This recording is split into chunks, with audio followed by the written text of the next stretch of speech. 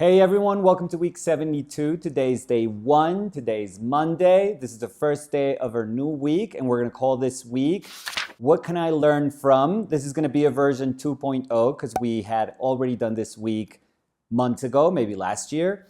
And this week is going to be, What Can I Learn From Caravaggio? So we'll see how we do. Okay, let's get started. This is going to be day 1. This is our first day of a week that's going to make a comeback. This is going to be another week of What Can I Learn From?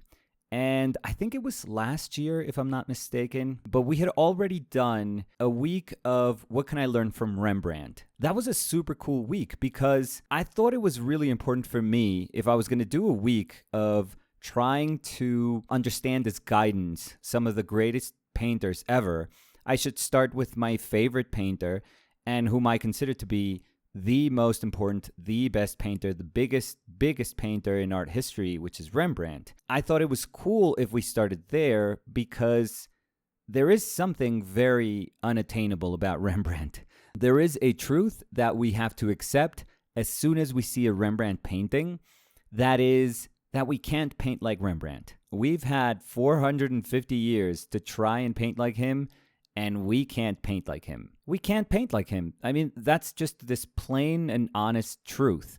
There's been nobody after him that has been able to even remotely feel like they're getting close to painting like Rembrandt.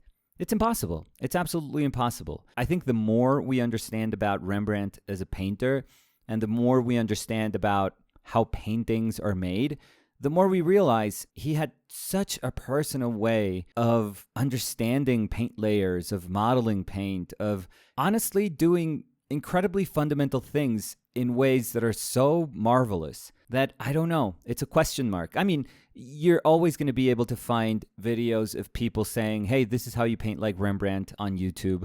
And honestly, the more you see those videos, the more you realize, okay, this is not how you paint like Rembrandt. I could explain to you the idea behind a Rembrandt painting. I think we can all sort of rationalize how those paintings were made. It's honestly not any different than understanding any other Baroque painter of the time. He painted pretty much the same way that other people painted in the 17th century. So in that sense, there's no mystery to him. But it's not about the how. You realize at that moment that it has nothing to do with technique or brushes. There's something else to it, something extraordinary, something that one human being amongst billions of human beings throughout history was able to achieve. So when we did that week where we were saying, what can I learn from Rembrandt? We were very quick to say, we're not going to paint like Rembrandt because we can't, period. Anyone that says the contrary, don't trust them. Nobody can paint like Rembrandt. They're either minimizing the genius that Rembrandt was, or they're actually thinking that they can paint like Rembrandt, which makes them completely blind to what painting actually is. So don't trust any of those videos. You're better off just reading about how paintings were made back then to understand them technically. But after that, then it's just pure genius. After that, this incredible mind takes over and produces some of the most amazing paintings that have ever been produced. So I thought it would be cool if we brought that week back, and for this week, we speak a little bit about Caravaggio. And for me, it's pretty cool because I just recently had these weeks in Rome, and obviously Rome is the home of Caravaggio. Rome is where you're going to find some of the most incredible Caravaggio paintings in the world, and I was fortunate enough to be able to experience those paintings and to be able to feed my mind with a ton of ideas that come from these amazing works of art. So I thought, okay, as soon as I come back, we can do a week of What Can I Learn From? And we're going to start today by doing something very, very simple. Very, very simple. There's a bunch of Caravaggio paintings that are incredibly complicated. And I'm going to ask Danny to post a pic where we did a little study of the conversion of St. Paul, where I explored the composition and design that is behind this painting, and I talked a little bit about Caravaggio, so if you want to have some sense of who he was as a painter, you can check that video out. But I thought that for today, based on a painting that I saw in the Musei Capitolini of St. John the Baptist, I thought that for today we would start with a very fundamental aspect, which I think is one of the cornerstones of what Caravaggio did. Now, maybe you guys are thinking, oh, it has to be chiaroscuro. It has to be this exaggerated contrast between light and dark, because that's what Caravaggio does. If you close your eyes, and if somebody says Caravaggio, you don't even have to imagine a particular painting. You just have to think of the way he painted light. And you could argue that even though there's amazing painters of high Renaissance that came before him, he was one of the first painters to do a very sensible study of form in a contrasting light. There's no doubt about that. Without Caravaggio, there would be no Rembrandt. Even though Rembrandt is not Caravaggisti, he's not one of these painters that studied under Caravaggio or that, went to Rome to study his paintings. Even though Rembrandt would not fall under that, quote unquote school, he simply wouldn't be. His decision to take that understanding of designing through light and shadow would not exist if it wasn't for Caravaggio. If you take Caravaggio away, you break that chain in history, and a ton of other paintings and painters would just completely disappear. Giuseppe Rivera, for example, he simply wouldn't be either. So I thought it would be cool that instead of starting with the obvious, starting with that which is the closest thing that we have when we imagine what Caravaggio is, we could start with something that's a little bit bigger than that, a little more abstract than that, I would say, which is unity. And you guys have heard me speak about unity quite a lot, I think, because I try to push so much the idea of the whole in the painting, of wholeness in a painting. The concept of unity is of the utmost importance for me in my paintings. If there's one thing that I would want my paintings to have, it's just a sense of oneness, that there's this bigger idea that is affecting. My paintings can be composed of many singular elements, but they all fall under the rule of this, bigger idea of this oneness that is attempting to tie everything together. That's perhaps why I'm so big on atmosphere, because when we speak about oneness or wholeness or unity, those are very broad, abstract terms, and it's very hard to get a firm grasp on what that means. But atmosphere, when we speak about atmosphere, when we tie the idea of atmosphere to light, when we think about how much or how little we can see of something, at least in my brain, and maybe this is a me thing, but at least for me, that makes everything a little more comprehensible. Because I heard the idea of unity constantly when I was studying, but it's not something that you can get a really firm grasp on when you are designing your own paintings.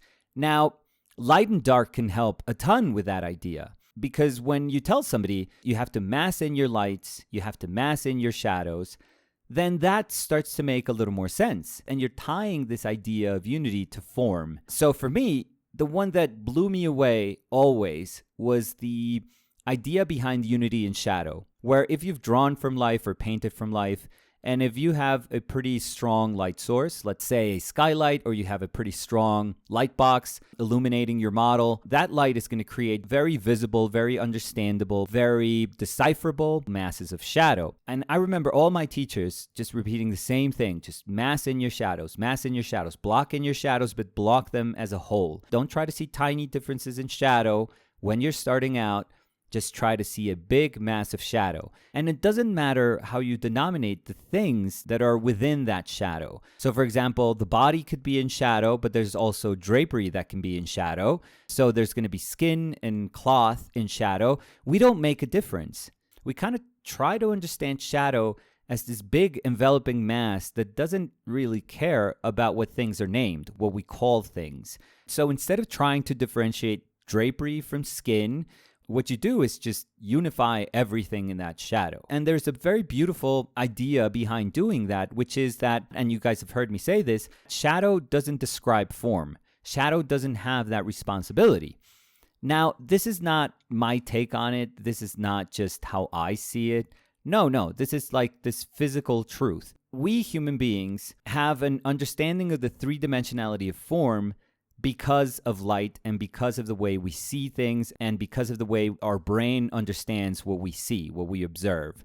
So if it wasn't because of light, we wouldn't have, through our eyes and our brains, a visual understanding of the three-dimensionality of form. Now, if we use other senses, if we use our touch to configure this idea of three-dimensionality, that's a different thing. But if we're interpreting visual stimuli, we depend on light to understand form. We depend on it. So light has the responsibility to model form, but shadow doesn't. Because think about it, if the whole world was in shadow, if there was no light, if all we saw was shadow, which is complete darkness, we would have absolutely no idea of the three-dimensionality of form. So this is something that's recurrent in Caravaggio. Because there is such a strong light source falling onto the figures that he paints, there is a shadow mass that's created. And because the light source feels like a small spotlight, and there's not enough light in that light source to create enough ambient light so that the shadows are filled up with information from that ambient light, we are going to get very dark, very deep shadows. There are many Caravaggio paintings where his shadows are pretty much this darker umber underpainting, and they are kind of left untouched. I mean, they're cleaned up, but there's tons of paintings where you're not going to see a lot of variation in those shadow masses. Now, having said that, there's obviously a lot of other paintings where you're going to see subtle variations within the shadow mass. There's going to be hints of reflected light. You're going to get a lot of those examples also. But as a general rule, it is really cool to see that in a lot of his paintings, the shadow mass is basically empty, if you will. I know I'm exaggerating this a little bit, but it's just to prove a point. And with that shadow mass being empty, the responsibility for modeling form falls entirely upon light's shoulders. And that's where Caravaggio is just a complete genius, and he's an incredibly sensitive human being, and he's able to produce some of the most early, naturalistic, realistic modeling of form that you're ever going to see in painting history. So like I was saying, I saw this one painting at Musei Capitolini of St. John the Baptist, which is a glorious painting. It has to be one of these quote-unquote smaller easel paintings as opposed to, the paintings that he would do for specific chapels, that I think gives you an idea of how beautiful and how powerful a painting can be, a depiction of form can be, if you respect those two ideas, unity in light and unity in shadow. I think the massive shadow that is enveloping the body of St. John the Baptist has to be one of the most beautifully sensitive masses of shadow painted ever. It's absolutely incredible. Now, obviously, there's very subtle little changes within that shadow, which is what makes the painting just a completely masterful piece of art.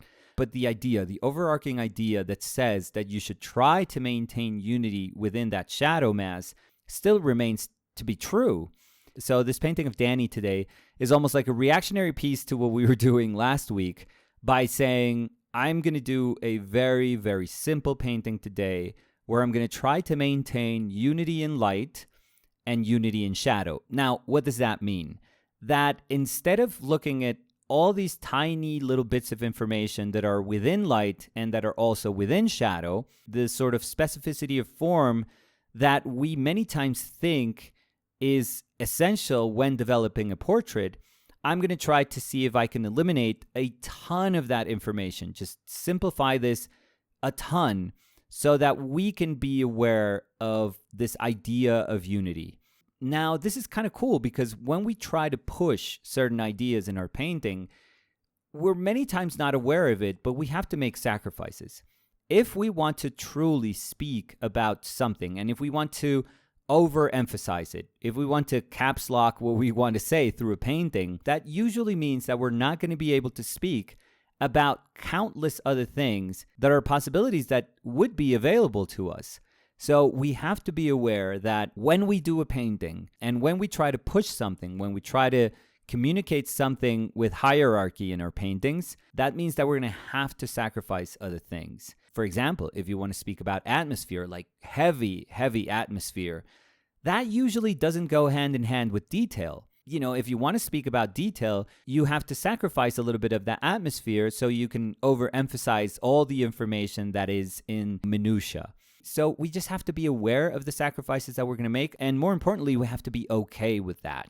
We have to understand that if we are going to make those sacrifices, our painting shouldn't be a painting that yearns for something else, for something that's not there.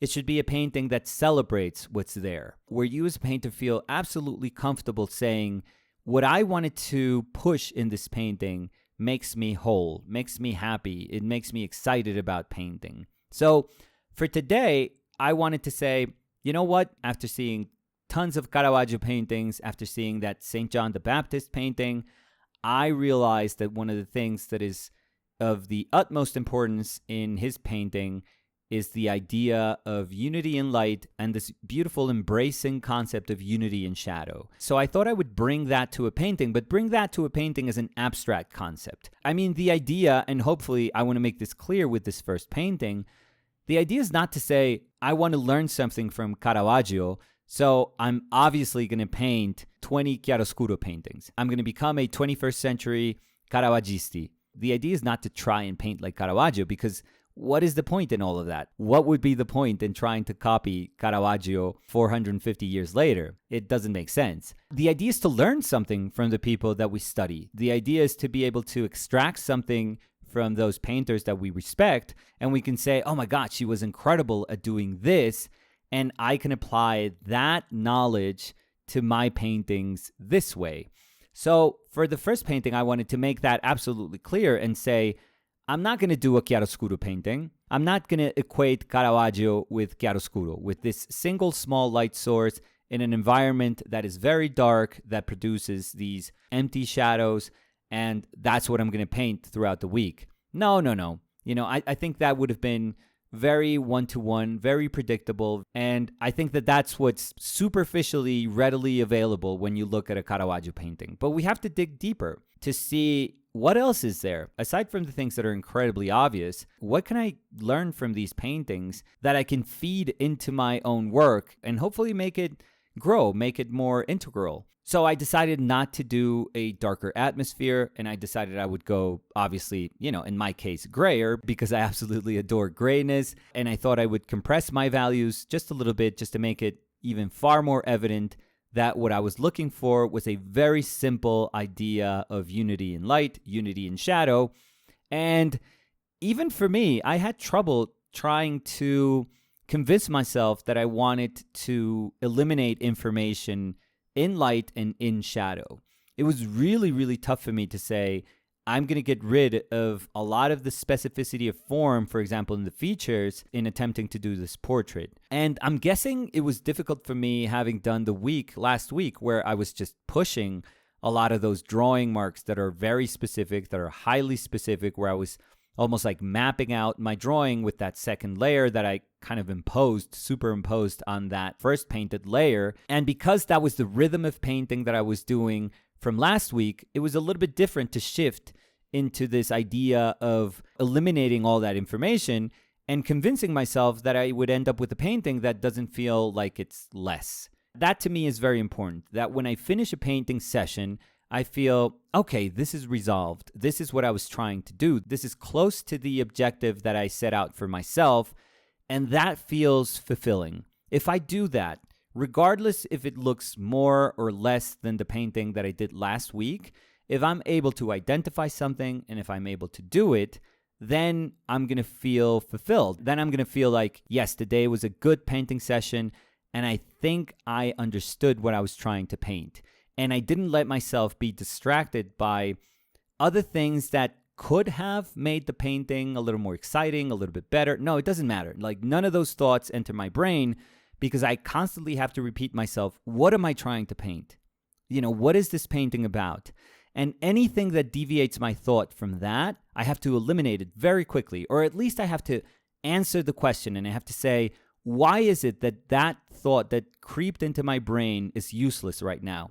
What am I trying to do with my painting that justifies the way I'm painting it? So hopefully that's very clear with the painting that we did today. And more importantly, it communicates the message that we are going to say, what can I learn from Caravaggio this week? But we're not going to try to paint like Caravaggio, and we don't even have to try and do chiaroscuro like Caravaggio. It would be awesome, I think, as it happened with the week that we tried to learn something from Rembrandt, where we're really basing our paintings on these incredible masters' work, but we understand that we don't have to paint like them. We can actually make a painting that is based on everything that Rembrandt taught us, or in this case, like Caravaggio is going to teach us during this week, And it would be awesome if we end up with 5 paintings like we did on Rembrandt's week, where we can say none of them look like Rembrandt, but all of them couldn't have been if it wasn't for everything that I learned about Rembrandt. So that's going to be it for today.